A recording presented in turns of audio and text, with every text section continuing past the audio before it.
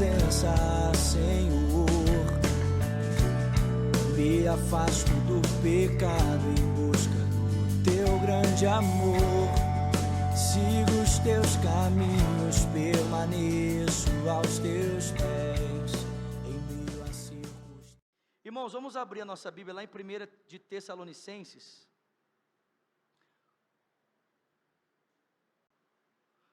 Primeira carta de Paulo aos Tessalonicenses, capítulo 1,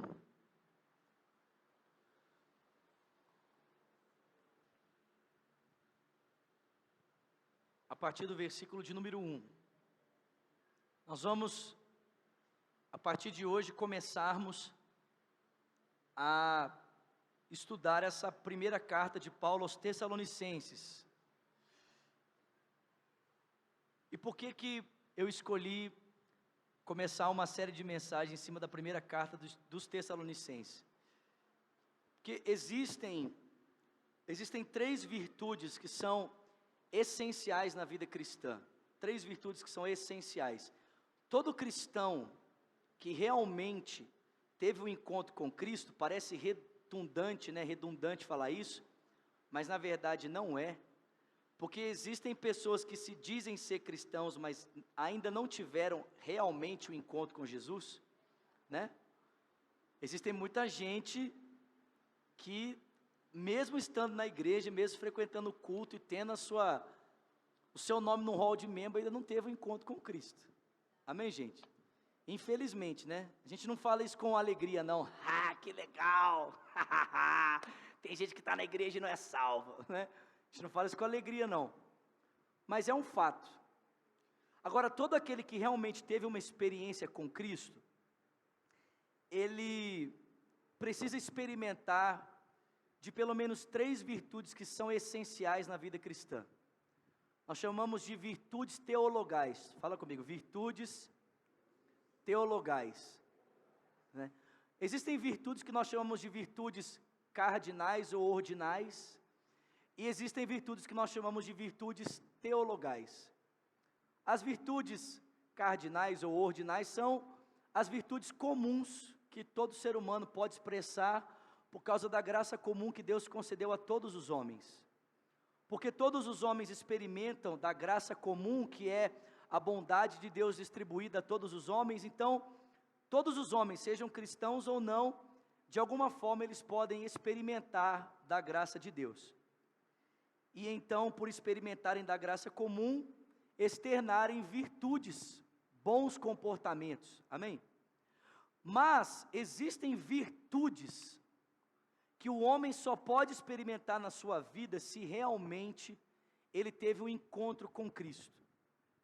O apóstolo Paulo chama essas virtudes de fé, amor e esperança. Vamos repetir? Mais uma vez. Fé, amor e esperança. Eu sei que, em certa medida, o homem sem Cristo pode experimentar de paixão.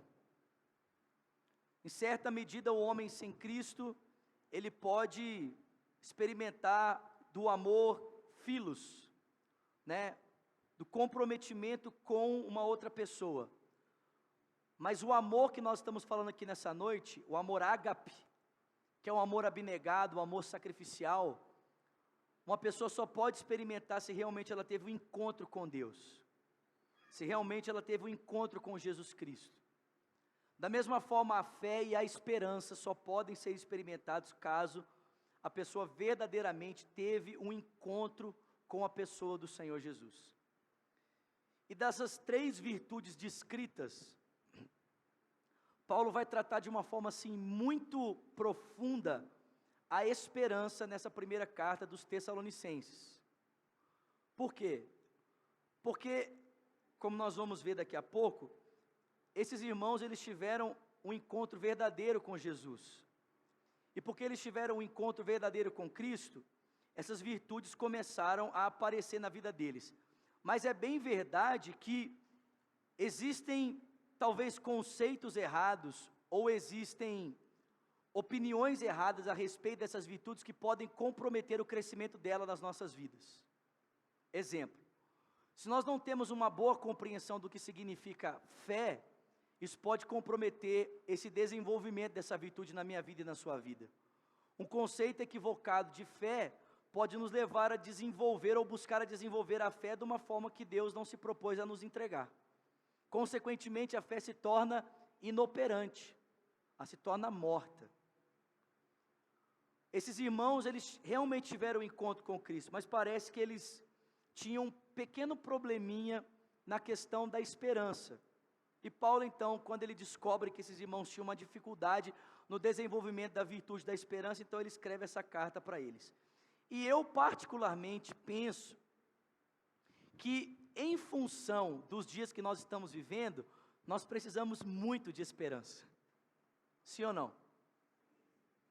Nós precisamos de esperança demais. Diante do crescimento do desemprego no país, diante do crescimento da crise econômica, diante do crescimento de tantos maus rumores, nós precisamos de mais de esperança, amém, irmãos? Nós precisamos lembrar que o nosso Deus é o Deus de toda a esperança, amém? E eu queria, nessas próximas semanas, então, edificar a sua fé nesse sentido, no sentido da esperança. Queria encher o seu coração de esperança, amém?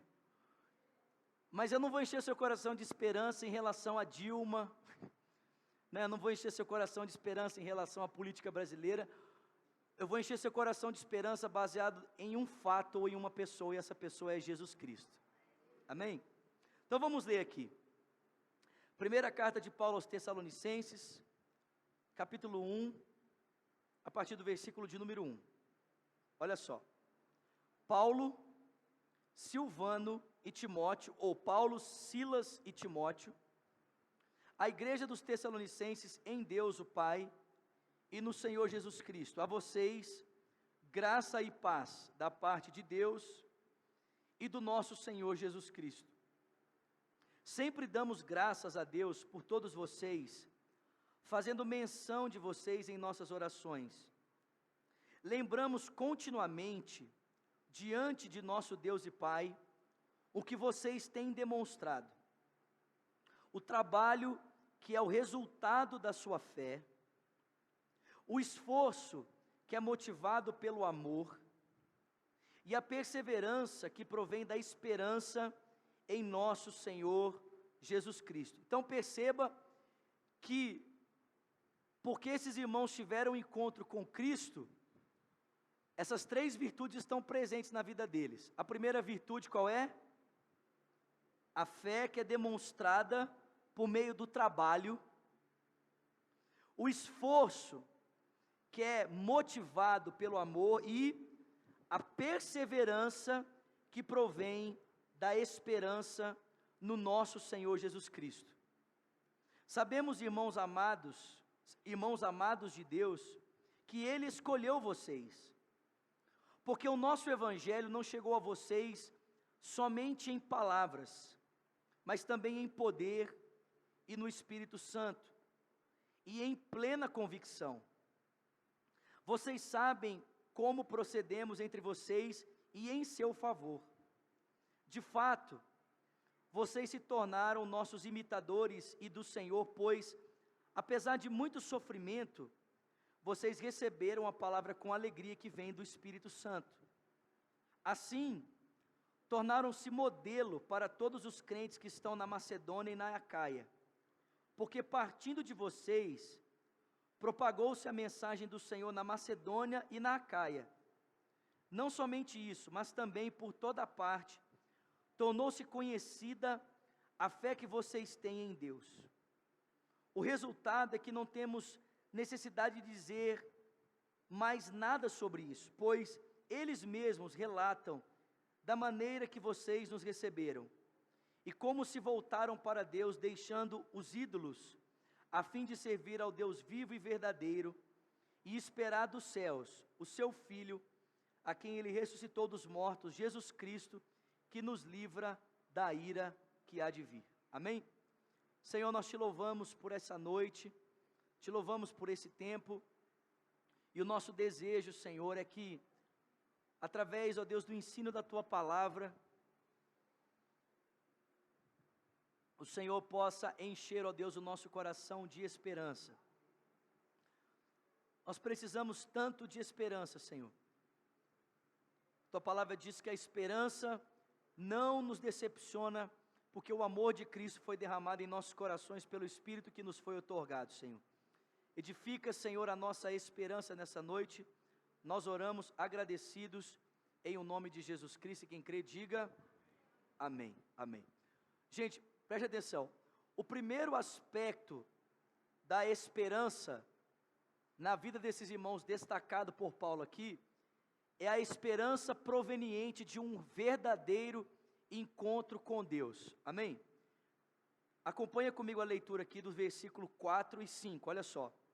Sabemos, irmãos amados de Deus, que Ele os escolheu, porque o nosso Evangelho não chegou a vocês somente em palavra, mas também em poder, no Espírito Santo e em plena convicção. Então preste atenção. Paulo destaca que o encontro desses irmãos com a pessoa de Cristo provocou o surgimento dessas três virtudes na vida deles: fé, amor e esperança. E ele reforça dizendo assim, irmãos, é óbvio, fica claro que verdadeiramente vocês participaram da eleição, fica claro verdadeiramente que vocês participaram da salvação, porque a vida de vocês tem demonstrado isso. O comportamento, a atitude de vocês tem demonstrado isso. Paulo diz, é fato perceber que realmente vocês tiveram um encontro com Cristo, porque a nossa mensagem não foi recebida por vocês apenas intelectualmente. Paulo diz que é possível olhar para a vida desses irmãos e ver que a mensagem por eles foi recebida com a demonstração do poder de Deus. Amém? Com a demonstração do Espírito Santo. A nossa tendência natural é pensar que a demonstração do poder de Deus, ou a demonstração do Espírito de Deus, tem a ver com fatos externos. Exemplo, nós pensamos que a demonstração do poder de Deus, na pregação do Evangelho, tem a ver com milagres, tem a ver com curas, tem a ver com a manifestação de dons espirituais. Mas Paulo está dizendo aqui que a demonstração do poder vista na vida desses irmãos tem a ver com a transformação de vida que eles estão experimentando por causa do Evangelho. Tem a ver com a transformação de vida que o Evangelho, que o encontro com Cristo tem provocado na vida deles. Olha só, eu não sei se vocês já tiveram essa experiência de olhar para a vida de Paulo, ou de olhar para a vida dos discípulos e perguntar para si mesmo assim, ou então falar assim, cara, parece que esses caras entenderam alguma coisa que eu ainda não entendi. Parece que esses caras experimentaram alguma coisa que eu ainda não experimentei. Porque a maneira como esses homens lidam com a vida, ou a maneira como esses homens lidam com os problemas, ou a maneira como esses homens se portam diante das questões mais diversas da vida, é totalmente diferente muitas vezes da forma como eu me porto diante das questões da vida. Você já se perguntou isso? Às vezes lendo as cartas de Paulo, às vezes lendo as palavras de Paulo, as palavras de Paulo em Romanos, Paulo diz, o que diremos pois a respeito dessas coisas? Se Deus é por nós, quem será contra nós? Aquele que nem mesmo o seu próprio filho poupou, antes o entregou por nós, como não nos dará juntamente com ele todas as coisas? E quem vai intentar acusação contra aquele que é escolhido de Deus? É Deus quem te justifica. Quem nos condenará? É Cristo quem morreu por nós, é Ele quem ressuscitou, é Ele quem está à direita de Deus e intercede por nós. E quem é que pode nos separar do amor de Cristo? Será a fome, será a nudez, será o perigo, será a espada, como está escrito, por amor de ti somos entregues à morte todos os dias, considerados como pessoas que caminham na direção do matadouro.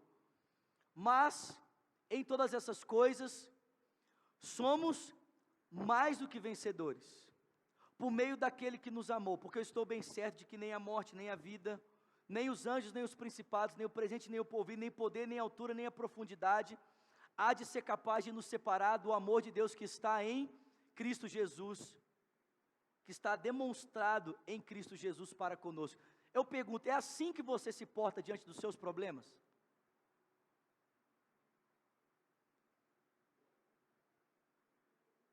Essa é a experiência que, presta atenção, gente, eu não quero ser muito teórico aqui hoje à noite, não, eu quero ser muito prático, mas é assim que você se porta diante das suas aflições? Quando você está passando por perigo de fome, nudez, perigo, espada, quando você está se sentindo pressionado por principados, pelo presente, pelo porvir, por poder, por altura, pela profundidade, é assim que você se porta confiantemente, sabendo que a sua vida está guardada no amor de Deus, sim ou não?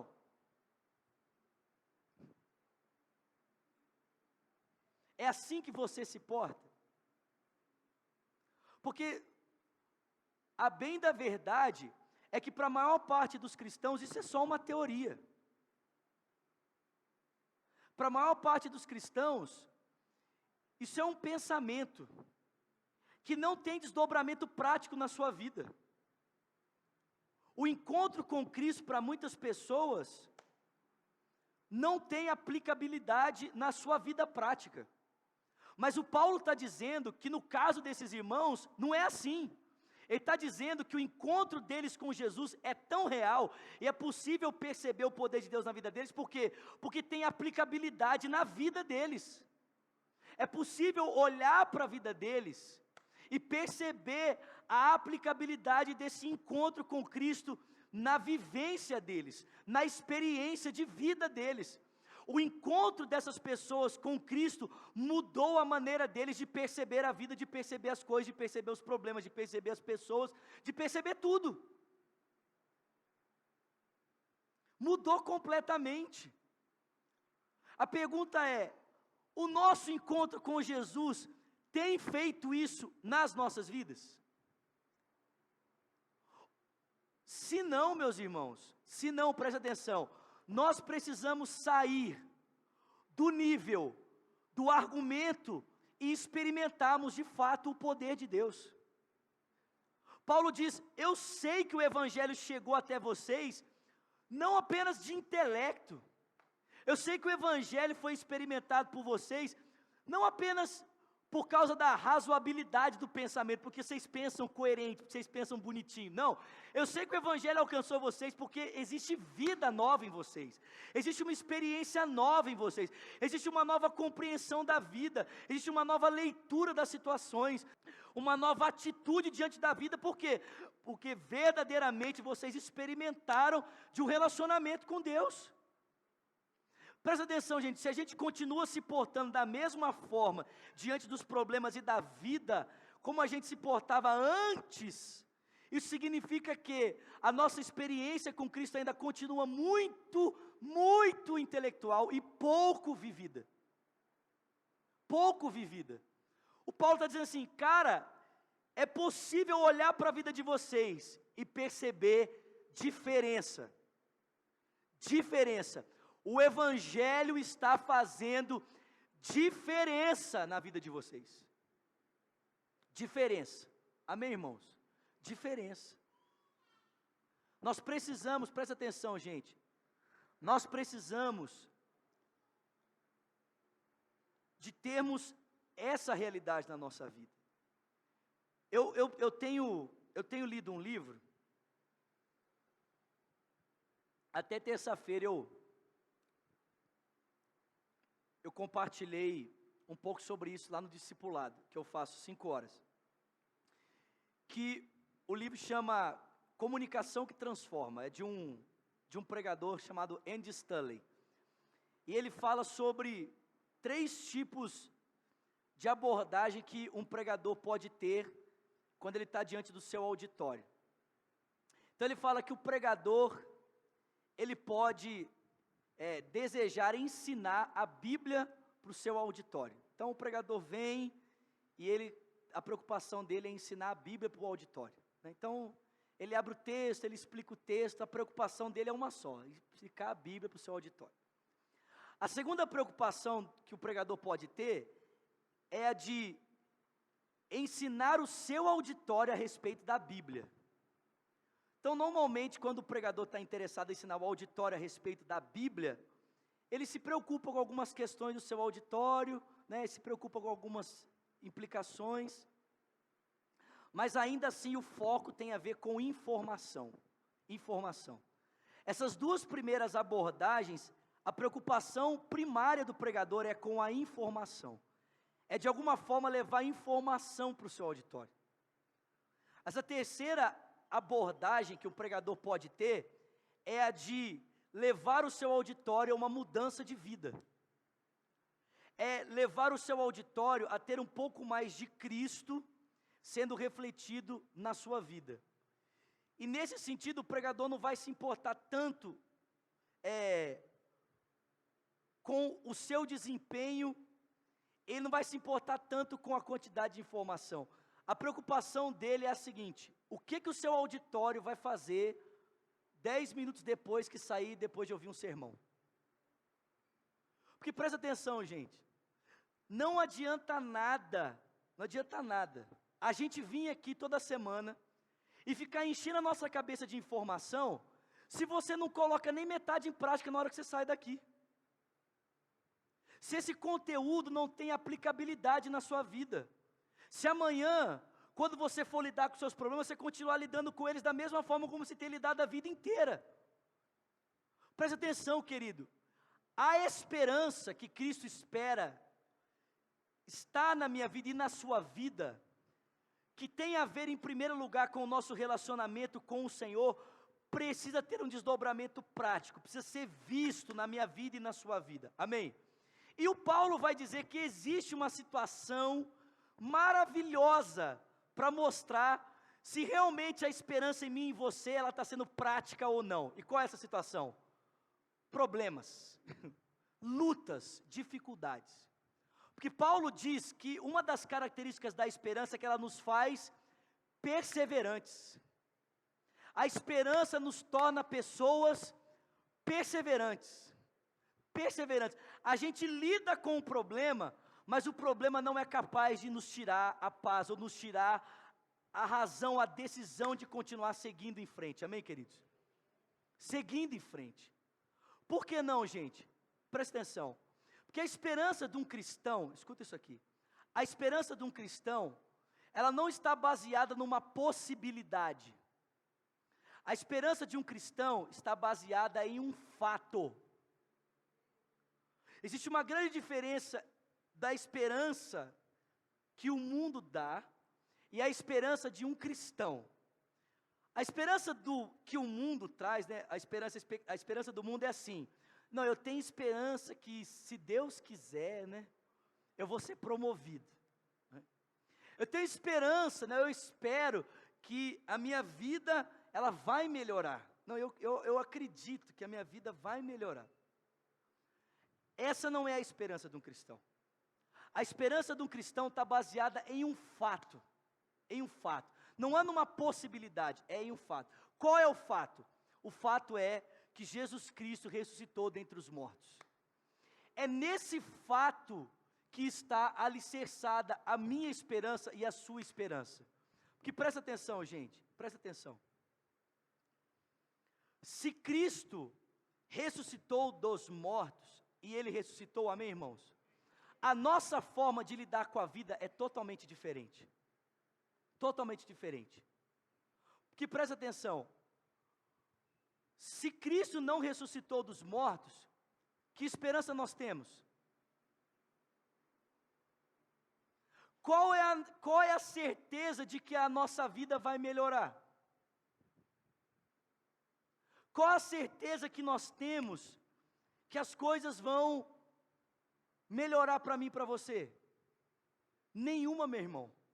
Mas presta atenção, porque Cristo ressuscitou dos mortos, nós temos a certeza, presta atenção, nós não temos expectativa, nós temos a certeza de que tudo vai terminar bem, de que todas as coisas cooperam para o bem daqueles que amam a Deus. Nós temos a firmeza, a certeza de que nem mesmo a morte é capaz de parar a nossa vida, porque Jesus ressuscitou dentre os mortos, Ele venceu a morte e nós vamos vencer a morte também. Amém, querido? É muito simples. Olha para a vida dos discípulos, né? Os discípulos de Jesus tinham muita esperança de mudança, até que Cristo morreu, amém? Quando Cristo morreu, o que os discípulos fizeram? Eles se fecharam dentro de um quarto, né, dentro de uma casa, com medo de qualquer tipo de perigo, com medo de qualquer tipo de situação. E é exatamente isso que a gente faz quando a gente perde a perspectiva da esperança que vem desse encontro com Cristo. A gente fica com medo, a gente se fecha, a gente começa a fugir das coisas. Mas presta atenção, meu irmão, quem tem certeza da esperança não tem medo dos problemas, porque sabe que há uma certeza que está esperando ele. Existe algo que está esperando ele. Amém, meu irmão? Presta atenção. Se você tem certeza de uma alegria que te está proposta, você não foge dos problemas. Você encara eles com segurança. Você encara eles com certeza de que não importa o que aconteça na sua vida, não importa o que aconteça na minha vida, ainda assim, nós temos a certeza de que Cristo ressuscitou dentre os mortos. Amém, meus irmãos? Presta atenção. Esses irmãos tiveram um encontro com Cristo, e esse encontro com Jesus alterou a vida deles, e isso estava comprovado, por quê? Porque mesmo diante das adversidades, eles permaneciam perseverantes. Amém, querido? Diga comigo, perseverantes. Perseverantes. Então, eu te pergunto mais uma vez, como é que você lida com as aflições presentes na sua vida? Quando o problema bate na sua porta, você se sente abandonado por Deus? Quando a dificuldade bate na sua porta, você desespera, que você fala assim: onde é que Deus está? Para você, Deus é um Deus presente ou é um Deus distante? A graça de Deus é percebida para você no seu dia a dia, ou a graça de Deus é algo percebido para você longe, algo muito, muito distante, que você tem que fazer todo um esforço para alcançá-lo? Presta atenção, querido, porque esses cristãos tiveram uma experiência com Cristo. A esperança dada por Cristo a eles alterou totalmente a perspectiva deles de lidarem com a vida, de lidarem com as coisas. Amém, meu irmão? Amém? Você confia mais, escuta aqui, você confia mais em Deus ou no seu trabalho? Você confia mais em Deus ou na tua capacidade? Você vai saber essa resposta se você se perguntar: se eu perder meu trabalho hoje, o que é que eu vou fazer? Esses cristãos, eles tinham uma perspectiva diferente diante da vida. Por quê?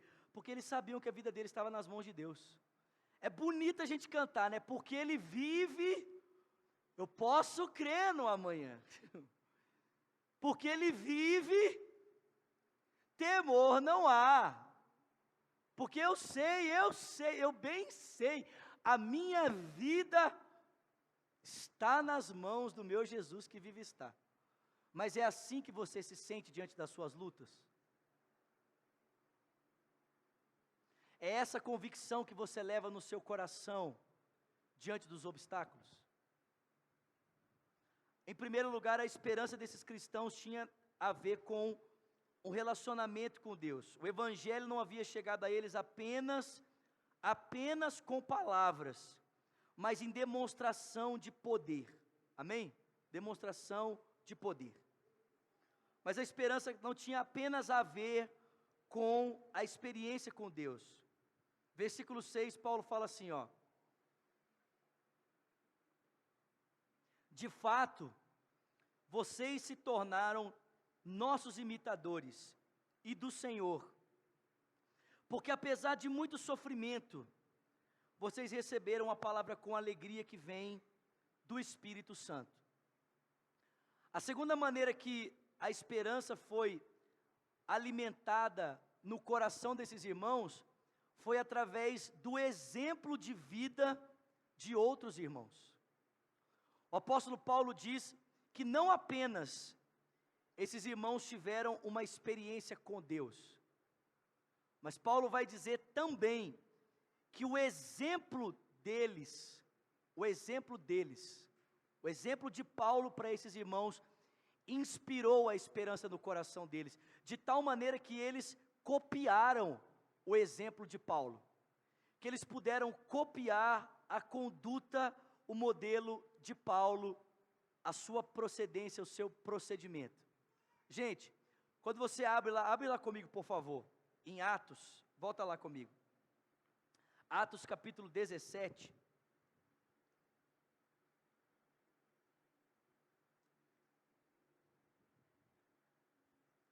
Atos capítulo 17.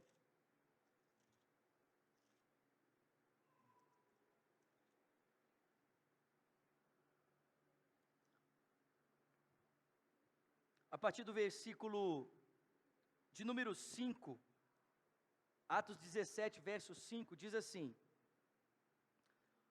Mas os judeus ficaram com inveja, reuniram alguns homens perversos dentre os desocupados e com a multidão incitaram um tumulto na cidade. Invadiram a casa de Jason em busca de Paulo e Silas a fim de trazê-los para o meio da multidão. Contudo, não o achando, arrastaram Jason e alguns outros irmãos para diante dos oficiais da cidade, gritando: Esses homens têm causado alvoroço por todo o mundo e agora chegaram também aqui. E Jason os recebeu em sua própria casa, e todos eles estão agindo contra os decretos de César, dizendo que existe outro rei chamado Jesus. E ouvindo isso, a multidão e os oficiais da cidade ficaram agitados, e então receberam de Jason e de outros a fiança estipulada e os soltaram. E logo que anoiteceu, os irmãos enviaram Paulo e Silas para a Bereia, e chegando ali, eles foram para a sinagoga judaica. Preste atenção.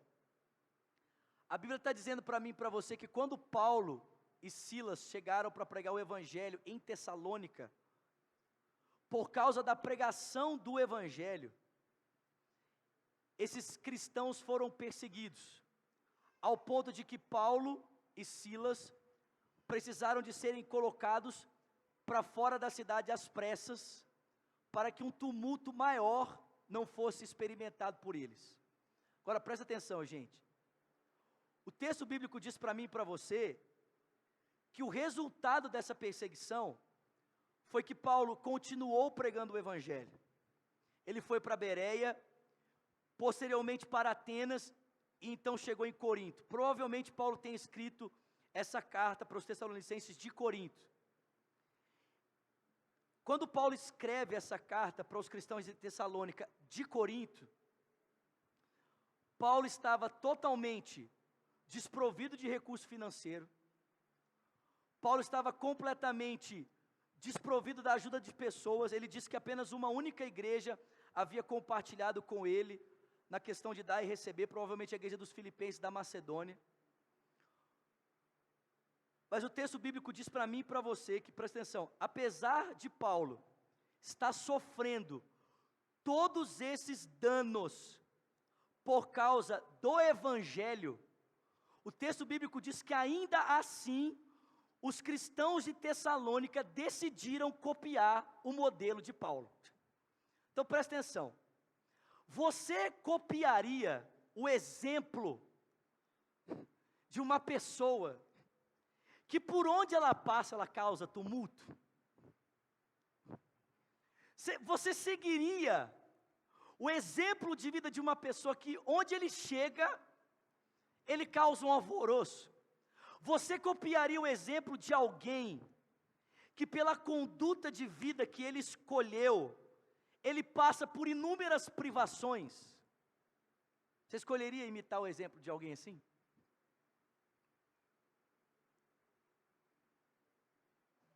Sim ou não? É esse tipo de exemplo que a gente busca para a nossa vida, sim ou não? A gente se inspira em exemplos assim, sim ou não, irmãos? É nesse tipo de exemplo que a gente se inspira, né? Quando a gente quer imitar alguém, a gente logo procura alguém que está causando muita confusão, né? alguém que por causa do estilo de vida que escolheu, vive em privações, né, que para o cumprimento da sua missão, passa privações, para que ele possa ser exemplo para outras pessoas, muitas vezes se priva de receber recursos dos outros. É esse tipo de exemplo que a gente procura, sim ou não? Mas o texto bíblico diz que os cristãos de Tessalônica foram encorajados pelo exemplo de Paulo. Eles copiaram o seu exemplo. Eles copiaram a sua conduta. Eles tiveram prazer por copiar, por imitar o exemplo de Paulo. O texto diz: Paulo foi um modelo no meio deles. Paulo foi um exemplo para eles. Talvez por olharem para a vida de Paulo e perceberem a sua perseverança, mesmo em meio aos sofrimentos, o seu desejo constante de continuar pregando o Evangelho, mesmo diante das privações, a sua escassez financeira e ainda assim, o seu contentamento em Cristo. Esses irmãos olharam para Paulo e disseram assim: cara, eu quero imitar esse cara, eu quero ser como ele, eu preciso experimentar da mesma realidade que ele está experimentando, eu preciso experimentar da mesma satisfação que ele está experimentando, porque se esse cara consegue estar satisfeito com tudo que ele está passando, se ele consegue estar satisfeito com as privações que está passando, se ele consegue estar totalmente suprido em Cristo com tudo que ele passa, então eu quero copiar o exemplo dele, eu quero ser como ele, eu quero imitar o seu procedimento.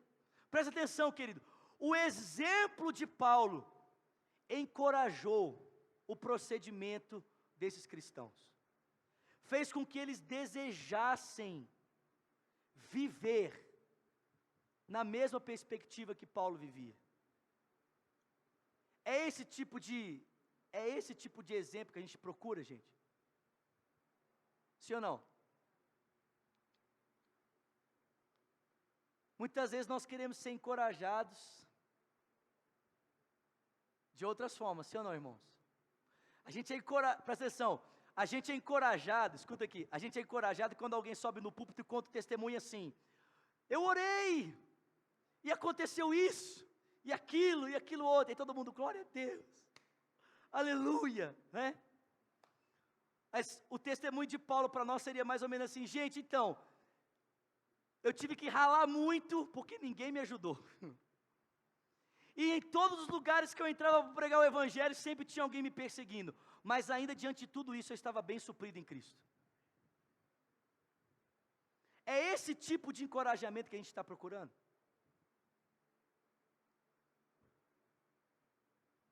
Paulo diz: vocês foram encorajados com o meu exemplo. Vocês se sentiram encorajados pelo meu procedimento, pela minha conduta. Presta atenção, gente, a esperança desses cristãos não estava nos fatos, estava na sua experiência com Cristo. E eles eram motivados pelo exemplo de pessoas, como Paulo, que tinha seu contentamento completo na pessoa de Jesus. Tinha sua esperança totalmente firmada e alicerçada em uma única pessoa, na pessoa de Jesus Cristo. Amém? Voltando lá para Tessalonicenses, por favor.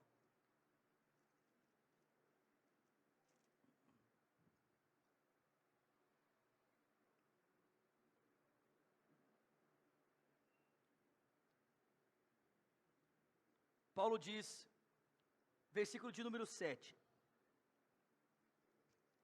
Assim, vocês se tornaram modelo para todos os crentes que estão na Macedônia e na Acaia.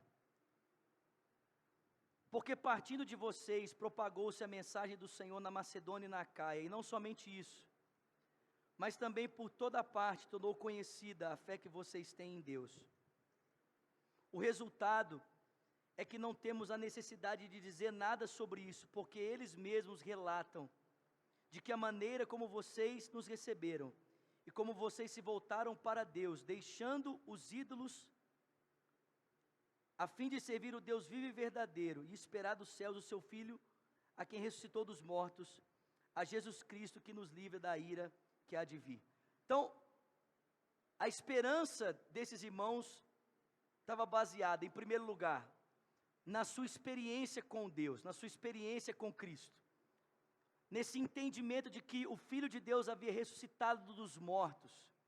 E isso alterava totalmente a maneira como esses cristãos liam a vida, a maneira como eles davam com as pessoas, com os problemas, com as situações. Segundo, a esperança desses cristãos era motivada pelo exemplo. Paulo disse, eles copiaram o nosso exemplo. Ô, gente, vocês copiaram o exemplo de Paulo, vocês copiaram o nosso modelo. Apesar de tudo, vocês viram em nós parâmetros a serem seguidos, a serem copiados, né?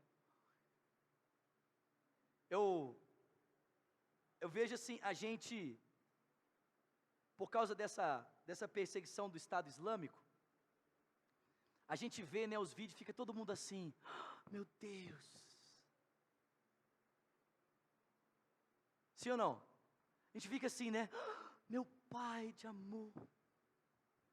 Gente, que terrível. Mas a gente deveria olhar para esses irmãos e nós deveríamos nos sentirmos encorajados, querido. Assim como eles estão morrendo por Cristo, a darmos a nossa vida por Cristo também.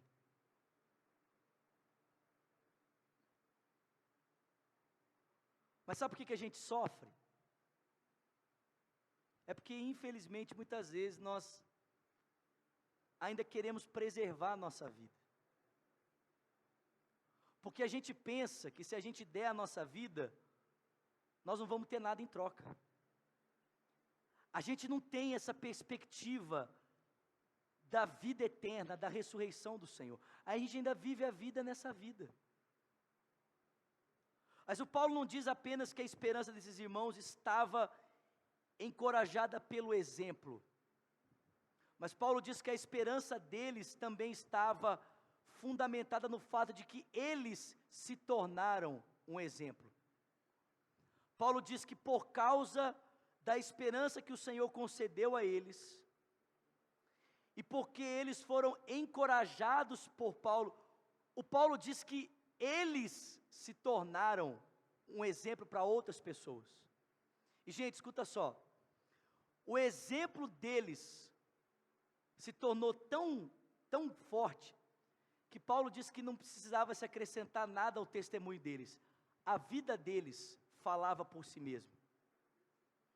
O texto diz que a maneira como eles trataram com os ídolos, e a maneira como eles se portavam na expectativa da volta do Senhor, isso se tornou um testemunho para a vida de outras pessoas. Eles se tornaram um exemplo vivo. Eles se tornaram modelo, testemunho para outras pessoas. Porque eles experimentaram de algo vindo da parte de Deus. Porque eles copiaram o exemplo de Paulo. Eles se tornaram modelo, exemplo para outras pessoas. A esperança deles estava motivada também pela experiência de vida que eles tinham, pela maneira como eles estavam vivendo agora. Então, eu digo para você nessa noite, eu e você, querido, precisamos de alimentarmos a esperança no meu e no seu coração. Nós precisamos de alimentar essa virtude em nós. Amém? Não apenas, preste atenção, não apenas por causa do nosso relacionamento com o Senhor. Não apenas precisamos alimentar a virtude em nós, copiando o exemplo de outras pessoas. Mas nós precisamos alimentar a esperança em nós, a fim de nós nos tornarmos modelo para outras pessoas. Exemplo para outras pessoas.